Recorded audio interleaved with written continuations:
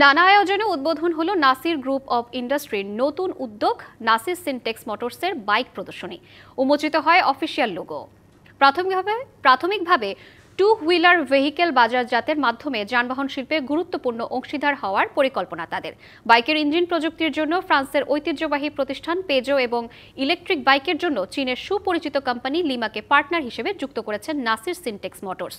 উভয় কোম্পানির তত্ত্বাবধানে এবং দেশীয় জনবল নিয়ে বাংলাদেশের সড়ক উপযোগী টু হুইলার উৎপাদন শুরু করেছে প্রতিষ্ঠানটি।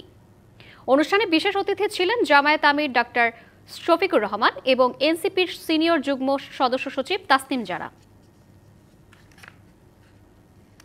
আমাদের এখনো বাংলাদেশে অ্যাকচুয়ালি চার্জিং নেটওয়ার্ক স্ট্যাবলিশ হয়নি। Like I said it's very virgin market. তো সেক্ষেত্রে আমরা লঙ্গার রেঞ্জের ব্যাটারি ডিজাইন করতে হবে। সো আমাদের ভেহিকেলস যেগুলো আমরা আনছি we are trying to do longer range. মার্কেটে খুব হাই কম্পিটিশন আছে বললে ভুল হবে